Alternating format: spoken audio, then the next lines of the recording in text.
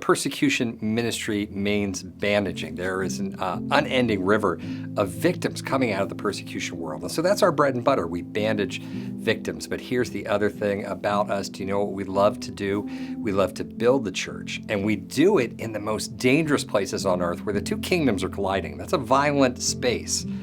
And we do that in different ways. So we push the scriptures out, we send out church planners, we'll smuggle thumb drives with the scriptures and Christian materials into countries, and then we push out the gospel through radio.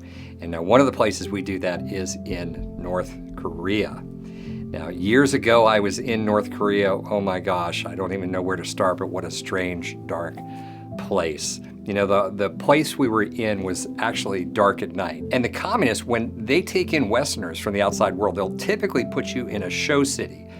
Now, a show city is kind of like they're going to show off their best city. But the place we were in was mostly dark at night. And we're in a big hotel. Myself and my board chief traveled together, and we were the only people in the hotel that we knew of, except for our constant companions. And those people were the equivalent of one guy from the CIA and another guy from the FBI. Like I said, the equivalent for North Korea. And so their job was to watch us, to spy on us, and to spy on each other, okay? And they were our shadow the whole time. And so in this show city, like I said, it's dark at night. You never saw cars on the street. You never saw people smiling. And in fact, on the streets, we'd see human waste being carried around by horse cart. Strange, dark place. And that's not to mention what's going on with the Christians. They have prison camps the size of Washington, D.C., where people are put away for their whole life. They're murdered slowly. This is North Korea, an incredibly dark place. Now, here's the thing about a place like that. When a place is so dark, do you know what happens to people? They have an insatiable hunger for light. They want to know the truth. They want to know what is the meaning of this life? Where do I find the light?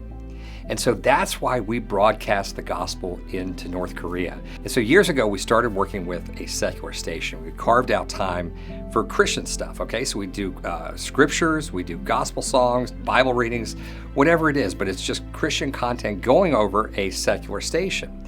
So here's just one broadcast. Listen to this.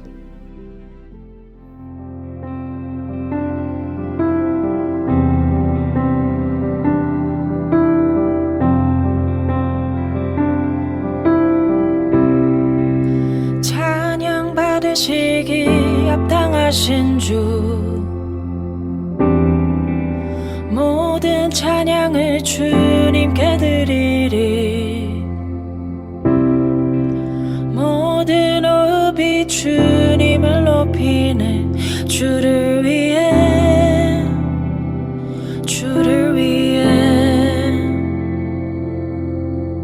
So that's the song. If you recognize the tune, that's Build My Life. Again, just one broadcast going out. And like I said, we purposely chose a secular station because the North Koreans have an incredible hunger to know what's going on in the outside world and to know what's going on in North Korea because there's a complete news blackout. And they're human beings, so they just want to know what's going on. This station does that. They're giving them news of North Korea and news of the outside world. And then we sprinkle in Christian content. Now that's really cool, and it's really effective. And when the North Koreans come out, when they escape and they're interviewed, they mention the station, they know about this station, so we know it's working. If you'd like to join us in this work, I would welcome you and say, come partner with us, and God bless you. Thanks for caring for your persecuted brother and sister.